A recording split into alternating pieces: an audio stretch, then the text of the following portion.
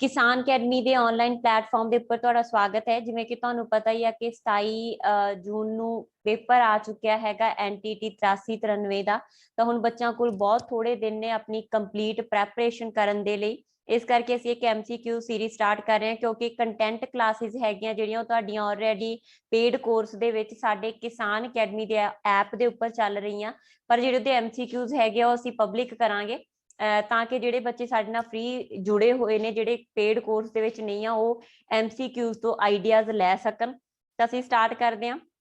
साडे कोल असीं जो टॉपिक कवर कीता हैगा F पार्ट दा, जिहड़ा सिੱਖਣ मतलब लर्निंग दे नाल रिलेटेड है। ठीक है, तो साडे कोल फर्स्ट क्वेश्चन है जी, थॉरनडाइक दा सिद्धांत किस वर्गीकरण च आउंदा? तां थॉरनडाइक ने जिहड़ी थ्योरी दित्ती हैगी आ, ओह किस वर्गीकरण दे विच आउंदी है? सब तो पहलां तां थॉरनडाइक दी थ्योरी दा नाम की हैगा अपने कोल? Trial and error theory. ठीक है जी, अपने कोल जो थ्योरी थॉरनडाइक ने दित्ती ओहदा नाम की है? Trial and error theory. ते थॉरनडाइक ने जिहड़े ओह की है किहड़े स्कूल दे नाल डील करदे हैगे आ? व्यवहारवादी स्कूल दे नाल।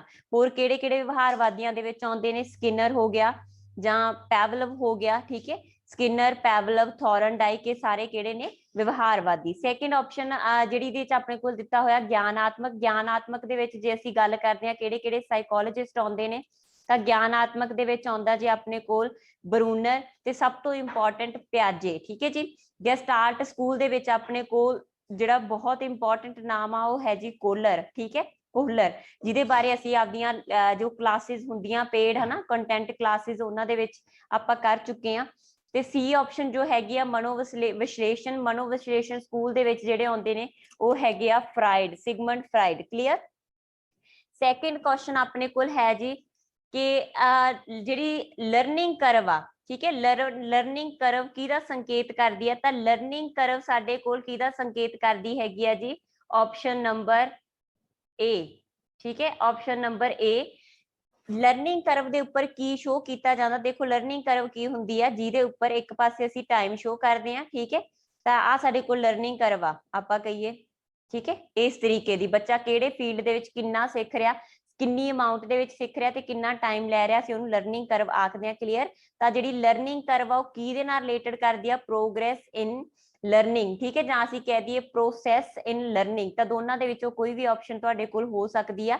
तां लर्निंग करव की हैगी आ? प्रोसैस ऑफ लर्निंग और progress of learning. Third option अपने कोल इन्हां दे विचों किहड़ा सिੱਖਣ दा प्राइमरी नियम है? साडे कोल जिहड़ियां ऑप्शनस ने ये हैगी आ लॉ ऑफ एटीट्यूड रवैये दा सिद्धांत, दूजा लॉ ऑफ इफेक्ट प्रभाव दा सिद्धांत, तीजा समानता दा नियम मतलब लॉ ऑफ एनालॉगी, ते सहचर तब्दीली दा सिद्धांत लॉ ऑफ एसोसिएटिव शिफ्टिंग। सब तो पहला तां जिहड़े ये लॉ सीगे, ठीक है, लर्निंग दे लॉ सी ओह किहने दित्ते हैगे आ? थॉरनडाइक ने। ठीक है जी, किहने दित्ते आ ये लॉ ऑफ लर्निंग? थॉरनडाइक ने। इहने 3 प्राइमरी लॉ दित्ते ने ते 5 सैकेंडरी लॉ दित्ते आ। जिहड़े 3 प्राइमरी लॉ ने ओह किहड़े-किहड़े ने? लॉ ऑफ रेडीनेस, दूजा लॉ ऑफ एक्सरसाइज ते तीजा लॉ ऑफ इफेक्ट। ठीक है जी, तो साडे कोल जिहड़ी इत्थे सही ऑप्शन हैगी आ कि किहड़ा प्राइमरी आ, तां साडे कोल प्राइमरी दे विच इत्थे आंसर है जी बी। तां साडे कोल प्राइमरी दे विच जो ऑप्शन हैगी आ वो है बी। क्लीयर। उस तो अगे अपने कोल है जिहड़े अगले 3 दिते हुए ने, रवैये दा सिद्धांत, समानता दा सिद्धांत ते सहचर तब्दीली दा सिद्धांत, ये तीनों की हैगे ने साडे कोल सैकेंडरी नियम जो कि थॉरनडाइक ने दिते। नैक्सट अपने कोल law of association. Law of association पहला तो जिहड़ा कॉन्सैप्ट हैगा लॉ ऑफ एसोसीएशन दा, ये किहदे नाल संबंधित अपने कोल? इत्थे जिहड़े नाम ने, सब तो पहला नाम अपने कोल हैगा अरिस्टोटल, जिन्हों तुसी नॉर्मल सुनते हो अरस्तु के नाम नाल, है ना। तो जिहड़ा लॉ ऑफ एसोसीएशन आ वो अरिस्टोटल दे नाल, ते लॉक, जॉन लॉक जी ने तबूला रासा दा कॉन्सैप्ट दिता सी, मतलब कि बच्चा एक ब्लैक स्लेट है, इहदा कॉन्सैप्ट दिता सीगा किने? जॉन लॉक ने। जॉन लॉक अरिस्टोटल आ जिहड़े ये किहदे नाल डील करदे ने? लॉ ऑफ एसोसीएशन दे नाल। एक होर नाम लॉ ऑफ एसोसीएशन दे विच जोड़िया जांदा, वो है जी ह्यूम दा। ठीक है, ह्यूम। ਤਾਂ ਤਿੰਨ ਨਾਮ ਬੇਸਿਕ ਨੇ ਲॉ ਆਫ ਐਸੋਸੀਏਸ਼ਨ ਦੇ ਨਾਲ। ਤਾਂ ਇਹਨਾਂ ਨੇ ਪੁੱਛਿਆ ਕਿ ਲॉ ਆਫ ਐਸੋਸੀਏਸ਼ਨ ਇਹਦੇ ਵਿੱਚੋਂ ਕੀ ਹੈ, ਤਾਂ ਲॉ ਆਫ ਐਸੋਸੀਏਸ਼ਨ ਕੀ ਹੈਗਾ ਜੀ, ਸਿਮਿਲਰਿਟੀ ਦਾ ਨਿਯਮ ਵੀ ਆ, ਠੀਕ ਹੈ, मतलब समानता ਦੇ आधार ਤੇ।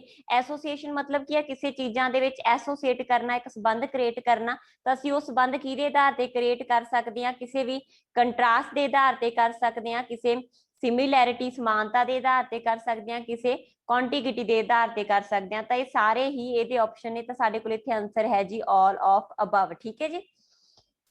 ਉਸ ਤੋਂ ਬਾਅਦ ਸਾਡੇ ਕੋਲ ਜੋ ਤੁਹਾਨੂੰ ਕਲੀਅਰ ਹੋ ਗਿਆ ਹੋਊਗਾ ਕਿ ਲॉ ਆਫ ਐਸੋਸੀਏਸ਼ਨ ਕੀ ਆ। 5th क्वेश्चन ਆਪਣੇ ਕੋਲ ਸਿੱਖਣ ਦਾ ਜੋ ਦੇਖਣਯੋਗ ਵਿਵਹਾਰ ਤੇ ਆਧਾਰ ਤੇ ਸਿੱਖਣ ਦਾ ਉਹ ਸਿਧਾਂਤ ਜਿਹੜਾ ਕਿ ਆਬਜ਼ਰਵੇਬਲ ਬਿਹੇਵੀਅਰ ਦੇ ਉੱਪਰ ਆਧਾਰਿਤ ਆ, ਉਹ ਕਿਹੜਾ ਸਿਧਾਂਤ ਆ। ਤਾਂ ਉਹ ਸਿਧਾਂਤ ਕਿਹੜਾ ਹੈਗਾ ਜੀ ਸਾਡੇ ਕੋਲ ਬਿਹੇਵੀਅਰਲ, ਠੀਕ ਹੈ ਜੀ, ਕਿਉਂਕਿ ਕੋਗਨਿਟਿਵ ਕਿਹਨੇ ਦਿੱਤਾ ਸੀਗਾ, ਪਿਆਜੇ ਨੇ। ਡਿਵੈਲਪਮੈਂਟਲ ਆ ਜਿਹੜਾ ਇਹ ਤੁਹਾਡੇ ਡਿਵੈਲਪਮੈਂਟ ਦੇ ਸਿਧਾਂਤਾਂ ਦੇ ਨਾਲ ਸੰਬੰਧਿਤ ਆ, ਤੇ ਕੰਸਟਰਕਟਿਵਿਸਟ ਆ ਜਿਹੜਾ ਖੁਦ ਇਹ ਵੀ ਪਿਆਜੇ, ਵਾਈਗੋਸਕੀ ਤੇ ਬਰੂਨਰ, ਇਹ ਤਿੰਨੋਂ ਕੰਸਟਰਕਟਿਵਿਸਟ ਸੀਗੇ। ਤਾਂ ਜਿਹੜਾ ਸਾਡੇ ਕੋਲ ਆਬਜ਼ਰਵੇਬਲ ਬਿਹੇਵੀਅਰ ਦੇ ਨਾਲ ਸੰਬੰਧਿਤ ਸਿਧਾਂਤ ਹੈਗਾ ਉਹ ਵਿਵਹਾਰਕ ਆ। ਜਿਹੜੇ ਵਿਵਹਾਰਵਾਦੀ ਸੀ ਉਹ ਇਹ ਆਖਦੇ ਸੀਗੇ ਕਿ ਸਿਰਫ ਉਹੀ ਵਿਵਹਾਰ ਨੂੰ ਸਹੀ ਵਿਵਹਾਰ ਮੰਨਿਆ ਜਾ ਸਕਦਾ, ਉਹੀ ਵਿਵਹਾਰ ਦੇਖਣਯੋਗ ਵਿਵਹਾਰ ਆ ਜਿਹੜਾ ਕਿ ਬਾਹਰ ਦਿਖੇ, ਜਿਹਨੂੰ ਮਾਪਿਆ ਜਾ ਸਕੇ। 6th क्वेश्चन ਆਪਣੇ ਕੋਲ ਜਦੋਂ ਇੱਕ ਖੇਤਰ ਵਿੱਚ ਸਿੱਖਣ ਦੂਜੇ ਖੇਤਰ ਦੇ ਵਿੱਚ ਪ੍ਰਭਾਵ ਪਾਵੇ, ਜਦੋਂ ਤੁਸੀਂ ਇੱਕ ਖੇਤਰ ਦੇ ਵਿੱਚ ਕਿਸੇ ਚੀਜ਼ ਨੂੰ ਸਿੱਖਿਆ ਹੋਵੇ ਤਾਂ ਉਹਨੂੰ ਕਿਸੇ ਦੂਜੇ ਖੇਤਰ ਦੇ ਵਿੱਚ ਇੰਪਲੀਮੈਂਟ ਕਰੋ ਤਾਂ ਉਹਨੂੰ ਕੀ ਆਖੋਗੇ ਜੀ, ਜਰਨਲਾਈਜੇਸ਼ਨ, ਠੀਕ ਹੈ ਜੀ। ਉਹ ਆਪਸ਼ਨ ਕੀ ਹੈ, ਜਰਨਲਾਈਜੇਸ਼ਨ। ਮਤਲਬ ਇੱਕ ਖੇਤਰ ਦੇ ਵਿੱਚ ਸਿੱਖਿਆ ਤੁਸੀਂ ਦੂਜੇ ਖੇਤਰ ਦੇ ਵਿੱਚ ਲਾਗੂ ਕਰਦੇ ਆ ਤਾਂ ਉਹਨੂੰ ਕੀ ਆਖਿਆ ਜਾਊਗਾ, ਜਰਨਲਾਈਜੇਸ਼ਨ। 7th ਆਪਣੇ ਕੋਲ ਬਨੌਟੀ ਉਦੀਪਨ ਮਤਲਬ ਆਰਟੀਫਿਸ਼ੀਅਲ ਸਟਿਮੂਲਸ ਦੇ ਰਾਹੀਂ ਵਾਸਤਵਿਕ ਉਦੀਪਨ ਪ੍ਰਤੀ ਜਿਹੜੀ ਵਾਸਤਵਿਕ ਅਨੁਕਿਰਿਆ ਪੈਦਾ ਹੁੰਦੀ ਹੈ ਉਹਨੂੰ ਕੀ ਆਖਦੇ ਆ। ਮਤਲਬ ਆਰਟੀਫਿਸ਼ੀਅਲ ਸਟਿਮੂਲਸ ਤੋਂ ਜਿਹੜੀ ਤੁਸੀਂ ओरिजिनल ਰਿਸਪੌਂਸ ਪ੍ਰਾਪਤ ਕਰਦੇ ਆ ਤਾਂ ਉਹਨੂੰ ਕੀ ਆਖਿਆ ਜਾਊਗਾ ਜੀ, ਅਨੁਕਿਰਿਆ, ਮਤਲਬ ਕਿ ਕੰਡੀਸ਼ਨਿੰਗ, ਠੀਕ ਹੈ। ਕੰਡੀਸ਼ਨਿੰਗ ਆਪਸ਼ਨ ਹੈ ਇੱਥੇ ਆਪਣੇ ਕੋਲ। ਪੁਨਰਬਲਨ ਕੀ ਸੀਗਾ, ਜਿਹੜਾ ਕਿ ਤੁਸੀਂ ਰਿਸਪੌਂਸ ਦੇ ਉੱਪਰ ਸਟਿਮੂਲਸ ਦਿੰਦੇ ਆ। ਜਦੋਂ ਇੱਕ ਵਾਰੀ ਤੁਸੀਂ ਕਿਸੇ ਨੂੰ ਸਟਿਮੂਲਸ ਦਿੱਤਾ, ਠੀਕ ਹੈ, ਸਟਿਮੂਲਸ ਕੀ ਹੈ, ਕੋਈ ਵੀ ਆਰਟੀਫਿਸ਼ੀਅਲ ਚੀਜ਼ ਜਿਹੜੀ ਕਿ ਕਿਸੇ ਬੱਚੇ ਨੂੰ ਮੋਟੀਵੇਟ ਕਰਦੀ ਹੈ ਰਿਸਪੌਂਸ ਦੇਣ ਲਈ, ਉਹਦੇ ਆਧਾਰ ਦੇ ਉੱਪਰ ਬੱਚਾ ਰਿਸਪੌਂਸ ਦਊਗਾ। ਫਿਰ ਰਿਸਪੌਂਸ ਦੇ ਉੱਪਰ ਤੁਸੀਂ ਇੱਕ ਜਿਹੜਾ ਆਪਦਾ ਇੰਪਲੀਮੈਂਟ ਕਰਦੇ ਹੋ ਕੋਈ ਵੀ ਪੋਜ਼ਿਟਿਵ ਜਾਂ ਨੈਗੇਟਿਵ ਵਿਊ, ਤਾਂ ਉਹ ਕੀ ਹੈਗਾ ਤੁਹਾਡਾ ਰੀਇਨਫੋਰਸਮੈਂਟ, ਠੀਕ ਹੈ ਜੀ। ਪਰ ਇੱਥੇ ਸਾਡੇ ਕੋਲ ਆਨਸਰ ਕੀ ਹੈਗਾ, ਬਨੌਟੀ ਉਦੀਪਨ ਦੇ ਪ੍ਰਤੀ ਵਾਸਤਵਿਕ ਅਨੁਕਿਰਿਆ ਕੀ ਹੁੰਦੀ ਆ, ਕੰਡੀਸ਼ਨਿੰਗ। ਨੈਕਸਟ ਕੁਐਸਚਨ ਆ, ਸਿੱਖਣ ਦੇ ਲਈ ਸਭ ਤੋਂ ਜ਼ਰੂਰੀ ਕੀ ਆ, ਸਿੱਖਣ ਦੇ ਲਈ ਸਭ ਤੋਂ ਜ਼ਿਆਦਾ ਜ਼ਰੂਰੀ ਕੀ ਹੈਗਾ ਜੀ ਆਪਣੇ ਕੋਲ, ਪ੍ਰੇਰਨਾ। ਜਿੰਨਾ ਚਿਰ ਕੋਈ ਵੀ ਬੱਚਾ ਸਿੱਖਣ ਦੇ ਲਈ ਖੁਦ ਮੋਟੀਵੇਟ ਨਹੀਂ ਹੈਗਾ, ਖੁਦ ਰੈਡੀ ਨਹੀਂ ਹੈਗਾ, ਉਦੋਂ ਤੱਕ ਕੀ ਹੈ ਕੋਈ ਵੀ ਬੱਚਾ ਸਿੱਖ ਨਹੀਂ ਸਕਦਾ। ਨੈਕਸਟ ਆਪਣੇ ਕੋਲ ਥੋਰਨਡਾਈਕ ਟ੍ਰਾਂਸਫਰ ਆਫ ਲਰਨਿੰਗ ਕਿਸਨੇ ਇੰਟਰੋਡਿਊਸ ਕੀਤੀ ਆ। ਤਾਂ ਜਿਹੜੀ ਟ੍ਰਾਂਸਫਰ ਆਫ ਲਰਨਿੰਗ ਮਤਲਬ ਕੀ ਹੈ, ਜਦੋਂ ਤੁਹਾਡਾ ਇੱਕ ਖੇਤਰ ਦੇ ਵਿੱਚ ਸਿੱਖਿਆ, ਜਿਵੇਂ ਅਸੀਂ ਜਰਨਲਾਈਜੇਸ਼ਨ ਦੀ ਗੱਲ ਕੀਤੀ ਸੀ, ਇੱਕ ਖੇਤਰ ਦੇ ਵਿੱਚ ਸਿੱਖਿਆ ਤੁਸੀਂ ਦੂਜੇ ਖੇਤਰ ਦੇ ਵਿੱਚ ਇੰਪਲੀਮੈਂਟ ਕਰਦੇ ਆ, ਤਾਂ ਜਿਹੜਾ ਤੁਸੀਂ ਪਿਛਲਾ ਸਿੱਖਿਆ ਹੋਇਆ, ਠੀਕ ਹੈ, ਜੋ ਤੁਹਾਡੀ ਪਿਛਲੀ ਲਰਨਿੰਗ ਆ ਉਹ ਅਗਲਾ ਸਿੱਖਣ ਦੇ ਵਿੱਚ ਕੀ ਰੋਲ ਅਦਾ ਕਰੂਗੀ, ਉਹ ਪ੍ਰਭਾਵ ਪਾਊਗੀ ਸਿੱਖਣ ਦੇ ਵਿੱਚ, ਹੈਲਪ ਕਰੂਗੀ ਜਾਂ ਸਿੱਖਣ ਦੇ ਵਿੱਚ ਰੁਕਾਵਟ ਬਣੂਗੀ ਜਾਂ ਕੋਈ ਪ੍ਰਭਾਵ ਨਹੀਂ ਪਾਊਗੀ, ਇਹਦੇ ਆਧਾਰ ਤੇ ਆ ਟ੍ਰਾਂਸਫਰ ਆਫ ਲਰਨਿੰਗ। ਇਹ ਵੀ ਤੁਸੀਂ ਕਲਾਸ ਦੇ ਵਿੱਚ ਕਰ ਚੁੱਕੇ ਹੋ। ਤਾਂ ਇਹਦਾ ਆਨਸਰ ਕੀ ਹੈ ਸਾਡੇ ਕੋਲ, ਥੋਰਨਡਾਈਕ। ਤਾਂ ਇਹ ਕਿਹਨੇ ਦਿੱਤਾ ਸੀਗਾ ਟ੍ਰਾਂਸਫਰ ਆਫ ਲਰਨਿੰਗ ਦਾ ਕਨਸੈਪਟ, ਥੋਰਨਡਾਈਕ ਨੇ। ਨੈਕਸਟ ਕੁਐਸਚਨ ਆਪਣੇ ਕੋਲ, ਤੁਰਨਾ ਸਿੱਖਣਾ ਕਿਸ ਤਰ੍ਹਾਂ ਦਾ ਸਿੱਖਣਾ, ਠੀਕ ਹੈ, ਤੁਰਨਾ ਸਿੱਖਣਾ ਕਿਸ ਤਰ੍ਹਾਂ ਦਾ ਸਿੱਖਣਾ। ਤਾਂ ਤੁਰਨਾ ਸਿੱਖਣਾ ਜਿਵੇਂ ਕਿ ਅਸੀਂ ਇਹ ਆਖਿਆ ਸਾਡੇ ਕੋਲ ਬਹੁਤ ਸਾਰੀਆਂ ਐਕਟੀਵਿਟੀਜ਼ ਹੁੰਦੀਆਂ, ਜਿਵੇਂ ਆਪਾਂ ਇਹ ਆਖੀਏ ਮੋਟਰ ਲਰਨਿੰਗ ਹੋ ਗਈ ਹੈ ਨਾ, ਜਦ ਬਹੁਤ ਸਾਰੇ ਤਰ੍ਹਾਂ ਦੀ ਲਰਨਿੰਗ ਆ ਉਹ ਵੀ ਅਸੀਂ ਕਲਾਸ ਦੇ ਵਿੱਚ ਕਰ ਚੁੱਕੇ ਹਾਂ। ਪ੍ਰੋਬਲਮ ਸੋਲਵਿੰਗ ਹੋ ਗਈ, ਸਿਗਨਲ ਲਰਨਿੰਗ ਹੋ ਗਈ, ਕਨਸੈਪਟ ਲਰਨਿੰਗ ਹੋ ਗਈ। ਤੁਰਨਾ ਸਿੱਖਣਾ ਕਿਹਦੇ ਨਾਲ ਸੰਬੰਧਿਤ ਹੈ, ਇੱਕ ਮੂਵਮੈਂਟ ਦੇ ਨਾਲ ਸੰਬੰਧਿਤ ਆ, ਚਾਲਕ ਹੈ, ਇੱਕ ਮੂਵਮੈਂਟ ਹੈ, ਇਸ ਕਰਕੇ ਤੁਰਨਾ ਸਿੱਖਣਾ ਹੋ ਗਿਆ, ਰਿੜਨਾ ਹੋ ਗਿਆ, ਭੱਜਣਾ ਹੋ ਗਿਆ, ਸਾਰਾ ਕੁਝ ਕੀ ਹੈਗਾ ਮੋਟਰ ਲਰਨਿੰਗ, ਠੀਕ ਹੈ। ਨੈਕਸਟ ਆਪਣੇ ਕੋਲ ਸਕਿਨਰ ਨੇ ਕਿਹੜਾ ਸਿਧਾਂਤ ਦਿੱਤਾ। ਤਾਂ ਸਕਿਨਰ ਨੇ ਜੋ ਸਿਧਾਂਤ ਦਿੱਤਾ ਜੀ ਉਹਦਾ ਨਾਮ ਹੈਗਾ ਅਪਰੇਂਟ ਕੰਡੀਸ਼ਨਿੰਗ। ਅਪਰੇਂਟ ਕੰਡੀਸ਼ਨਿੰਗ ਆ ਜੋ ਸਕਿਨਰ ਨੇ ਸਿਧਾਂਤ ਦਿੱਤਾ। ਸਕਿਨਰ ਦੇ ਇਸੇ ਸਿਧਾਂਤ ਨੂੰ ਰੀਇਨਫੋਰਸਮੈਂਟ ਥਿਊਰੀ ਵੀ ਆਖਦੇ ਆ, ਆਰ ਟਾਈਪ ਥਿਊਰੀ ਵੀ ਆਖਦੇ ਆ, ਤੇ ਇਹਦੇ ਵਿੱਚੋਂ ਇੱਕ ਮੈਥਡ ਵੀ ਨਿਕਲ ਕੇ ਆਉਂਦਾ ਪ੍ਰੋਗਰਾਮ ਲਰਨਿੰਗ ਦਾ, ਠੀਕ ਹੈ, ਜਿਹੜਾ ਕਿ ਤੁਸੀਂ ਆਲਰੇਡੀ ਕਲਾਸ ਦੇ ਵਿੱਚ ਕਰ ਚੁੱਕੇ ਹੋ। ਨੈਕਸਟ ਆਪਣੇ ਕੋਲ ਅੱਛਾ ਇੱਥੇ ਜਿਹੜੇ ਬਾਕੀ ਥਿਊਰੀਆਂ ਦਿੱਤੀਆਂ ਹੋਈਆਂ ਨੇ ਕਿ SR ਥਿਊਰੀ ਕਿਹਨੇ ਦਿੱਤੀ ਹੈ, ਤਾਂ SR ਥਿਊਰੀ ਦਿੱਤੀ ਹੈਗੀ ਆ ਥੋਰਨਡਾਈਕ ਨੇ, ਠੀਕ ਹੈ। SR ਥਿਊਰੀ ਕਿਹਨੇ ਦਿੱਤੀ ਹੈ ਆਪਣੇ ਕੋਲ, ਥੋਰਨਡਾਈਕ ਨੇ। ਤੇ ਕਲਾਸੀਕਲ ਕੰਡੀਸ਼ਨਿੰਗ ਥਿਊਰੀ ਦਿੱਤੀ ਹੈਗੀ ਆ ਪੈਵਲਵ ਨੇ, ਠੀਕ ਹੈ ਜੀ, ਪੈਵਲਵ ਨੇ। ਨੈਕਸਟ ਆਪਣੇ ਕੋਲ ਸਕਿਨਰ ਨੇ ਸਭ ਤੋਂ ਵੱਧ ਫੋਕਸ ਸਿੱਖਣ ਤੇ ਕਿਸ 'ਚ ਕੀਤਾ? ਸਿੱਖਣ ਦੇ ਵਿੱਚ ਸਭ ਤੋਂ ਜ਼ਿਆਦਾ ਫੋਕਸ ਸਕਿਨਰ ਨੇ ਕਿਹਦੇ ਤੇ ਕੀਤਾ ਹੈਗਾ? ਪੁਨਰਬਲਨ ਤੇ।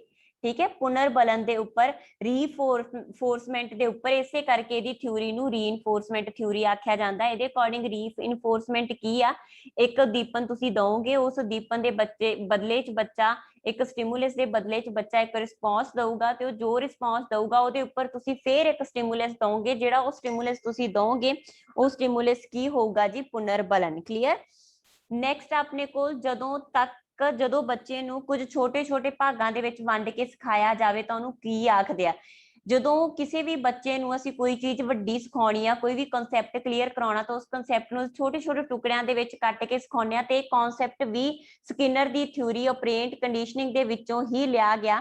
ਤੇ ਇਹ ਕੀ ਹੈਗਾ ਜੀ? ਸਾਡੇ ਕੋਲ ਪ੍ਰੋਗਰਾਮ ਲਰਨਿੰਗ। ਮਤਲਬ ਜਦੋਂ ਅਸੀਂ ਕਿਸੇ ਛੋਟੇ ਜਿਹੇ ਭਾਗ ਚੋਂ ਇੱਕ ਪੂਰੇ ਕਨਸੈਪਟ ਨੂੰ ਛੋਟੇ ਛੋਟੇ ਟੁਕੜਿਆਂ ਦੇ ਵਿੱਚ ਤੋੜ ਕੇ ਕੱਲੇ ਟੁਕੜੇ ਨੂੰ ਸਿਖਾਵਾਂਗੇ ਤਾਂ ਉਹਨੂੰ ਕੀ ਆਖਾਂਗੇ ਅਸੀਂ? Programme learning. ਪ੍ਰੋਗਰਾਮ ਲਰਨਿੰਗ ਦੇ ਲਈ ਥਿਊਰੀ ਦੇ ਵਿੱਚ ਜਿਹੜਾ ਦੂਜਾ ਨਾਮ ਵਰਤਿਆ ਗਿਆ ਉਹ ਹੈਗਾ ਸਕਸੈਸਿਵ ਅਪਰੋਕਸੀਮੇਸ਼ਨ। ਮਤਲਬ ਸਾਡੇ ਕੋਲ ਆਨਸਰ ਇੱਥੇ ਕੀ ਬਣ ਗਿਆ? ਡੀ। ਤਾਂ ਛੋਟੇ ਛੋਟੇ ਭਾਗਾਂ ਦੇ ਵਿੱਚ ਵੰਡ ਕੇ ਸਿਖਾਉਣ ਨੂੰ ਕੀ ਆਖਦੇ ਹੈਗੇ ਆ? ਪ੍ਰੋਗਰਾਮ ਲਰਨਿੰਗ, ਜਿਹੜਾ ਕਿ ਇੱਕ ਮੈਥਡ ਆ, ਜਾਂ ਸਕਸੈਸਿਵ ਅਪਰੋਕਸੀਮੇਸ਼ਨ। ਇੱਥੇ ਇੱਕ ਵਰਡ ਯੂਜ਼ ਕੀਤਾ ਗਿਆ ਸ਼ੇਪਿੰਗ, ਰੂਪ ਨਿਰਧਾਰਨ। ਰੂਪ ਨਿਰਧਾਰਨ ਵੀ ਕੀ ਹੁੰਦਾ? ਜਿਵੇਂ ਮੈਂ ਕਿਹਾ ਛੋਟੇ ਛੋਟੇ ਭਾਗਾਂ ਦੇ ਵਿੱਚ ਵੰਡਣਾ ਕਿਸੇ ਚੀਜ਼ ਨੂੰ, ਤਾਂ ਕੀ ਹੈਗਾ? Program learning. ਪਰ ਛੋਟੇ ਛੋਟੇ ਜਿਹੜੇ ਭਾਗ ਆ ਉਹਦੇ ਵਿੱਚੋਂ ਅਸੀਂ ਇੱਕ ਭਾਗ ਕਰ ਲਿਆ, ਫਿਰ ਉਹਦੇ ਤੇ ਰੀਇਨਫੋਰਸਮੈਂਟ ਦਿੱਤੀ, ਫਿਰ ਉਹ ਭਾਗ ਕਲੀਅਰ ਹੋਇਆ ਤੁਹਾਡਾ, ਫਿਰ ਅਸੀਂ ਬੱਚੇ ਨੂੰ ਅਗਲੇ ਪਾਰਟ ਦੇ ਉੱਪਰ ਲੈ ਕੇ ਗਏ। ਤਾਂ ਹਰ ਇੱਕ ਪਾਰਟ ਦੇ ਉੱਪਰ ਜਦੋਂ ਅਸੀਂ ਉਹਨੂੰ ਬਿਹੇਵੀਅਰ ਨੂੰ ਕ੍ਰੀਏਟ ਕਰਨ ਦੇ ਲਈ ਰੀਇਨਫੋਰਸਮੈਂਟ ਦਿੰਦੇ ਆ ਤਾਂ ਉਹਨੂੰ ਆਖਿਆ ਜਾਂਦਾ ਹੈਗਾ ਜੀ ਸ਼ੇਪਿੰਗ। ਨੈਕਸਟ ਆਪਣੇ ਕੋਲ ਗੈਸਟਾਲਟ ਸਕੂਲ ਕਿਸ ਤੇ ਜ਼ੋਰ ਦਿੰਦਾ? ਗੈਸਟਾਲਟ ਸਕੂਲ ਆ ਜਿਹੜਾ ਬਿਹੇਵੀਅਰਿਜ਼ਮ ਦੇ ਉਲਟ ਸਕੂਲ ਆ, ਤੇ ਕਿਹਦੇ ਉੱਪਰ ਜ਼ੋਰ ਦਿੰਦਾ ਹੈਗਾ? ਇਹਦੇ ਤਿੰਨ ਹੀ ਕਨਸੈਪਟ ਆ ਹੋਲ। ਪਹਿਲਾਂ ਤਾਂ ਇਹ ਆਖਦਾ ਕਿ ਸਾਰੀ ਚੀਜ਼, ਗੈਸਟਾਲਟ ਬਿਲੀਵ ਕਰਦਾ ਕਿ ਕਿਸੇ ਚੀਜ਼ ਨੂੰ ਤੋੜ ਕੇ ਸਿਖਾਉਣ ਦੀ ਬਜਾਏ, ਜਿਵੇਂ ਅਸੀਂ ਪ੍ਰੋਗਰਾਮ ਲਰਨਿੰਗ ਦੀ ਗੱਲ ਕੀਤੀ, ਸਕਿਨਰ ਕੀ ਕਹਿੰਦਾ? ਤੋੜ ਕੇ ਸਿਖਾਓ। ਤਾਂ ਗੈਸਟਾਲਟ ਕੀ ਕਹਿੰਦਾ? ਪਹਿਲਾਂ ਹੋਲ ਕੰਡੀਸ਼ਨ ਜੱਜ ਕਰਾਓ। ਠੀਕ ਹੈ ਜੀ। ਤੇ ਜਿਹੜੀ ਇਨਸਾਈਟ ਹੈਗੀ ਆ ਉਹ ਵੀ ਗੈਸਟਾਲਟ ਦਾ ਹੀ ਨਿਯਮ ਆ। ਗੈਸਟਾਲਟ ਕੀ ਕਹਿੰਦਾ? ਕਿਸੇ ਚੀਜ਼ ਦੇ ਵਿੱਚ ਪਹਿਲਾਂ ਵੜ ਕੇ ਉਹਦੀ ਐਕਟੀਵਿਟੀ ਕਰਕੇ ਫਿਰ ਸੋਚਣ ਤੋਂ ਬਿਹਤਰ ਆ ਕਿ ਤੁਸੀਂ ਪਹਿਲਾਂ ਬੈਠ ਕੇ ਪਲਾਨ ਕਰੋ, ਸੂਝ-ਬੂਝ ਦੇ ਨਾਲ ਕੋਈ ਫੈਸਲਾ ਲਓ। ਉਹ ਕੀ ਚੀਜ਼ ਹੈਗੀ ਆ? ਇਨਸਾਈਟ। ਤੇ ਤੀਜਾ ਹੈਗਾ ਫੋਰਸਾਈਟ। ਫੋਰਸਾਈਟ ਵੀ ਕੀ ਹੁੰਦਾ? ਐਕਟੀਵਿਟੀ ਕਰਨ ਤੋਂ ਪਹਿਲਾਂ ਫੈਸਲਾ ਲੈਣਾ। ਤੇ ਤਿੰਨੋਂ ਚੀਜ਼ਾਂ ਹੈਗੀਆਂ ਜਿਹੜੀਆਂ ਗੈਸਟਾਲਟ ਸਕੂਲ ਦੇ ਨਾਲ ਸੰਬੰਧਿਤ ਹੈ। ਇਸ ਕਰਕੇ ਸਾਡੇ ਕੋਲ ਆਨਸਰ ਕੀ ਹੈਗਾ? ਸਾਰੇ। ਨੈਕਸਟ ਆਪਣੇ ਕੋਲ ਇਨਸਾਈਟ ਥਿਊਰੀ ਆਫ ਲਰਨਿੰਗ। ਠੀਕ ਹੈ, ਕਿਹਨੇ ਦਿੱਤਾ ਇਹ ਅੰਤਰਦ੍ਰਿਸ਼ਟੀ ਦਾ ਸਿਧਾਂਤ? ਹੈ ਸਿਧਾਂਤ ਦਿੱਤਾ ਜੀ ਕੋਲਰ ਨੇ। ਠੀਕ ਹੈ, ਕੋਲਰ ਨੇ। ਥੋਰਨਡਾਈਕ ਨੇ ਕਿਹੜਾ ਸਿਧਾਂਤ ਦਿੱਤਾ ਸੀ? Trial and error theory. Skinner ਨੇ ਕਿਹੜਾ ਦਿੱਤਾ? Operant conditioning theory. ਠੀਕ ਹੈ, ਤੇ ਐਰਿਕਸਨ ਨੇ ਕਿਹੜਾ ਦਿੱਤਾ ਸੀਗਾ? Psycho social theory. Clear. Next ਆਪਣੇ ਕੋਲ ਸਿੱਖਣ ਦਾ ਸਮਾਜਿਕ ਸਿਧਾਂਤ ਕਿਹਨੇ ਦਿੱਤਾ? ਸਿੱਖਣ ਦਾ ਜਿਹੜਾ ਸਮਾਜਿਕ ਸਿਧਾਂਤ ਆ, ਸੋਸ਼ਲ ਥਿਊਰੀ ਆਫ ਲਰਨਿੰਗ, ਜਾਂ ਆਪਾਂ ਕਹੀਏ ਥਿਊਰੀ ਆਫ ਸੋਸ਼ਲ ਲਰਨਿੰਗ, ਇਹ ਕਿਹਨੇ ਦਿੱਤੀ ਹੈਗੀ ਆ? ਬੰਡੂਰਾ ਨੇ। ਬੰਡੂਰਾ ਨੇ ਥਿਊਰੀ ਦਿੱਤੀ ਆ। ਤੇ ਇਹਦੇ ਵਿੱਚ ਇਹਨੇ ਤਿੰਨ ਚੀਜ਼ਾਂ ਨੂੰ ਐਡ ਕੀਤਾ। ਕਹਿੰਦੇ ਇੱਕ ਮਾਡਲ ਹੁੰਦਾ ਸਾਡਾ, ਅਸੀਂ ਉਸ ਮਾਡਲ ਨੂੰ ਅਬਜ਼ਰਵ ਕਰਦੇ ਹਾਂ, ਉਸ ਨੂੰ ਅਬਜ਼ਰਵ ਕਰਕੇ ਉਹਦੀ ਨਕਲ ਕਰਦੇ ਹਾਂ, ਇਮੀਟੇਸ਼ਨ ਕਰਦੇ ਹਾਂ। ਤੇ ਤਿੰਨੋਂ ਪੁਆਇੰਟ ਕਿਹਦੇ ਨਾਲ ਸੰਬੰਧਿਤ ਨੇ? ਬੰਡੂਰਾ ਦੀ ਥਿਊਰੀ ਦੇ ਨਾਲ। ਕਲੀਅਰ। ਨੈਕਸਟ ਹੈ ਆਪਣੇ ਕੋਲ ਇੱਕ ਕੋਟੇਸ਼ਨ ਆਪਣੇ ਕੋਲ, motivation of super highway of learning. Motivation ਆ ਜਿਹੜਾ ਸੁਪਰ ਹਾਈਵੇ ਆ ਸਿੱਖਣ ਦਾ, ਮਤਲਬ ਸਿੱਖਣ ਦੇ ਲਈ ਬਹੁਤ ਜ਼ਰੂਰੀ ਆ ਮੋਟੀਵੇਸ਼ਨ। ਇਹ ਕਿਹਨੇ ਆਖਿਆ ਸੀਗਾ ਜੀ? ਇਹ ਆਖਿਆ ਸਕਿਨਰ ਨੇ। ਤਾਂ ਉਹਦੇ ਅਕੋਰਡਿੰਗ ਵੀ ਮੋਟੀਵੇਸ਼ਨ ਇੱਕ ਕੀ ਪੁਆਇੰਟ ਆ ਲਰਨਿੰਗ ਦੇ ਲਈ। ਕਲੀਅਰ। ਉਸ ਤੋਂ ਬਾਅਦ ਆਪਣੇ ਕੋਲ ਹੈ ਮਾਡਲਿੰਗ, ਆਬਜ਼ਰਵੇਸ਼ਨ ਐਂਡ ਇਮੀਟੇਸ਼ਨ ਦਾ ਵਰਡ ਹੈਗੇ ਆ ਜਿਹੜੇ ਕਿਹੜੇ ਸਿਧਾਂਤ ਦੇ ਵਿੱਚ ਸ਼ਾਮਲ ਆ? ਸੌਰੀ, ਇੱਥੇ ਕੋਈ ਵੀ ਆਪਸ਼ਨ ਨਹੀਂ ਦਿੱਤੀ ਗਈਗੀ। ਇੱਥੇ ਆਨਸਰ ਬਣਦਾ ਤਾਂ ਬੰਡੂਰਾ। ਠੀਕ ਹੈ, ਇੱਥੇ ਤਾਂ ਆਨਸਰ ਬੰਡੂਰਾ ਆਪਸ਼ਨ ਦੇ ਵਿੱਚ ਨਹੀਂ ਆ। ਤੈਨੂੰ ਯਾਦ ਕਰ ਲਿਓ ਇੱਥੇ ਕਿ ਮਾਡਲਿੰਗ, ਆਬਜ਼ਰਵੇਸ਼ਨ ਤੇ ਇਮੀਟੇਸ਼ਨ ਤਿੰਨੋਂ ਵਰਡ ਬੰਡੂਰਾ ਦੀ ਥਿਊਰੀ ਦੇ ਵਿੱਚੋਂ ਲਏ ਗਏ ਆ। 19 ਕੁਐਸਚਨ ਆਪਣੇ ਕੋਲ, ਜਦੋਂ ਤੁਹਾਡਾ ਪੁਰਾਣਾ ਸਿੱਖਣ ਨਵਾਂ ਸਿੱਖਣ ਦੇ ਵਿੱਚ ਰੁਕਾਵਟ ਬਣੇ ਤਾਂ ਤੁਸੀਂ ਤੁਹਾਡਾ ਪੁਰਾਣਾ ਸਿੱਖਣ ਨਵਾਂ ਸਿੱਖਣ ਦੇ ਵਿੱਚ ਨਾ ਤਾਂ ਰੁਕਾਵਟ ਬਣੇ ਤੇ ਨਾ ਹੀ ਮਦਦ ਕਰੇ। ਠੀਕ ਹੈ, ਨਾ ਤਾਂ ਉਹ ਰੁਕਾਵਟ ਬਣੇ ਤੇ ਨਾ ਹੀ ਉਹ ਮਦਦ ਕਰੇ, ਤਾਂ ਉਹਨੂੰ ਤੁਸੀਂ ਕੀ ਆਖੋਗੇ ਜੀ? ਇਹ ਹੁੰਦੀ ਆ ਜ਼ੀਰੋ ਟ੍ਰਾਂਸਫਰ ਆਫ ਲਰਨਿੰਗ। ਠੀਕ ਹੈ, ਜ਼ੀਰੋ ਟ੍ਰਾਂਸਫਰ ਆਫ ਲਰਨਿੰਗ। ਇੱਥੇ ਦੇਖੋ, ਇੱਥੇ ਵੀ ਇੱਕ ਚੀਜ਼ ਨੂੰ ਕਲੀਅਰ ਕਰ ਲਓ। ਜਦੋਂ ਜਦੋਂ ਤੁਹਾਡਾ ਪੁਰਾਣਾ ਸਿੱਖਣ ਨਵਾਂ ਸਿੱਖਣ ਚ ਰੁਕਾਵਟ ਬਣੇ, ਇੱਥੇ ਸਹੀ ਕਰ ਲਓ, ਨਵਾਂ ਸਿੱਖਣ ਚ ਰੁਕਾਵਟ ਨਾ ਬਣੇ ਕਰ ਲਓ, ਠੀਕ ਹੈ, ਨਾ ਬਣੇ। ਇੱਥੇ ਤਿੰਨ ਚੀਜ਼ਾਂ ਦਿੱਤੀਆਂ ਗਈਆਂ। ਜ਼ੀਰੋ ਟ੍ਰਾਂਸਫਰ ਆਫ ਲਰਨਿੰਗ ਕੀ ਹੁੰਦੀ ਹੈ? ਜਦੋਂ ਤੁਹਾਡਾ ਪੁਰਾਣਾ ਸਿੱਖਣ ਨਾ ਤਾਂ ਸਿੱਖਣ ਦੇ ਵਿੱਚ ਹੈਲਪ ਕਰੇ ਤੇ ਨਾ ਹੀ ਸਿੱਖਣ ਦੇ ਵਿੱਚ ਰੁਕਾਵਟ ਬਣੇ ਤਾਂ ਉਹਨੂੰ ਆਖਦੇ ਆ ਜ਼ੀਰੋ ਟ੍ਰਾਂਸਫਰ ਆਫ ਲਰਨਿੰਗ। ਜਦੋਂ ਤੁਹਾਡਾ ਪੁਰਾਣਾ ਸਿੱਖਣ ਨਵਾਂ ਸਿੱਖਣ ਦੇ ਵਿੱਚ ਮਦਦ ਕਰੇ ਤਾਂ ਉਹਨੂੰ ਅਸੀਂ ਆਖਦੇ ਆ ਪੋਜ਼ਿਟਿਵ ਟ੍ਰਾਂਸਫਰ ਆਫ ਲਰਨਿੰਗ। ਜਦੋਂ ਤੁਹਾਡਾ ਪੁਰਾਣਾ ਸਿੱਖਣ ਨਵਾਂ ਸਿੱਖਣ ਦੇ ਵਿੱਚ ਰੁਕਾਵਟ ਬਣੇ ਤਾਂ ਉਹਨੂੰ ਅਸੀਂ ਆਖਦੇ ਆ negative transfer of learning. 20 question ਆ, 20 ਤਾਂ ਆਪਣੇ ਕੋਲ ਹੈ। ਇਹਨਾਂ ਚੋਂ ਕਿਹੜਾ ਮਨੋਵਿਗਿਆਨੀ ਅੰਤਰਦ੍ਰਿਸ਼ਟੀ ਨੂੰ ਨਹੀਂ ਮੰਨਦਾ? ਅੰਤਰਦ੍ਰਿਸ਼ਟੀ ਕੀ ਕਿਹੜੀ ਸਕੂਲ ਦੇ ਨਾਲ ਸੰਬੰਧਿਤ ਆ? ਗੈਸਟਾਲਟ ਸਕੂਲ ਦੇ ਨਾਲ। ਇਹ ਤੁਸੀਂ ਕਰ ਚੁੱਕੇ ਹੋ, ਜਰਮਨੀ ਦਾ ਸਕੂਲ ਸੀ, ਠੀਕ ਹੈ, ਗੈਸਟਾਲਟ ਸਕੂਲ। ਉਹਦੇ ਵਿੱਚ ਤਿੰਨ ਬੰਦੇ ਇੰਪੋਰਟੈਂਟ ਸੀਗੇ, ਕੋਲਰ, ਕੋਫਤਾ ਤੇ ਵਰਦਮੀਰ, ਠੀਕ ਹੈ। ਤਿੰਨੋਂ ਕੋਲਰ, ਕੋਫਤਾ ਤੇ ਵਰਦਮੀਰ ਹੈਗੇ ਆ ਜਿਹੜੇ, ਇਹ ਤਿੰਨੋਂ ਹੀ ਕਿਹਦੇ ਨਾਲ ਸੰਬੰਧਿਤ ਹੈਗੇ? ਗੈਸਟਾਲਟ ਸਕੂਲ ਦੇ ਨਾਲ। ਇਹ ਤਿੰਨੋਂ ਹੀ ਅੰਤਰਦ੍ਰਿਸ਼ਟੀ ਦੇ ਵਿੱਚ ਬਿਲੀਵ ਕਰਦੇ ਆ। ਜਿਹੜਾ ਬੰਦਾ ਅੰਤਰਦ੍ਰਿਸ਼ਟੀ ਦੇ ਵਿੱਚ ਬਿਲੀਵ ਨਹੀਂ ਕਰਦਾ ਉਹ ਕੌਣ ਹੈ ਜੀ? ਆਪਣੇ ਕੋਲ ਥੋਰਨਡਾਈਕ। ਆਪਸ਼ਨ ਆਪ ਇੱਥੇ ਆਪਣੇ ਕੋਲ ਡੀ, ਠੀਕ ਹੈ ਜੀ। ਤਾਂ ਡੀ ਸੀਗਾ ਜਿਹੜਾ ਬਿਹੇਵੀਅਰਿਸਟਿਕ ਸੀ, ਮਤਲਬ ਕਿ ਥੋਰਨਡਾਈਕ ਬਿਹੇਵੀਅਰਿਸਟਿਕ ਸੀ, ਇਸ ਕਰਕੇ ਉਹ ਅੰਤਰਦ੍ਰਿਸ਼ਟੀ ਦੇ ਵਿੱਚ ਬਿਲੀਵ ਨਹੀਂ ਕਰਦਾ, ਠੀਕ ਹੈ ਜੀ। ਇਹ ਸੀ ਤੁਹਾਡੇ ਅੱਜ ਦੇ ਕੁਐਸਚਨ। ਕੱਲ ਨੂੰ ਨਵੀਂ ਕਲਾਸ ਲੈ ਕੇ MCQs ਦੀ ਅਸੀਂ ਆਵਾਂਗੇ। ਪਲੀਜ਼ ਵੱਧ ਤੋਂ ਵੱਧ ਇਸ ਚੈਨਲ ਨੂੰ ਸ਼ੇਅਰ ਕਰੋ, ਸਬਸਕ੍ਰਾਈਬ ਕਰੋ ਜੇ ਤੁਹਾਡੇ ਲਈ ਹੈਲਪਫੁਲ ਹੋ ਰਿਹਾ। Thank you so much.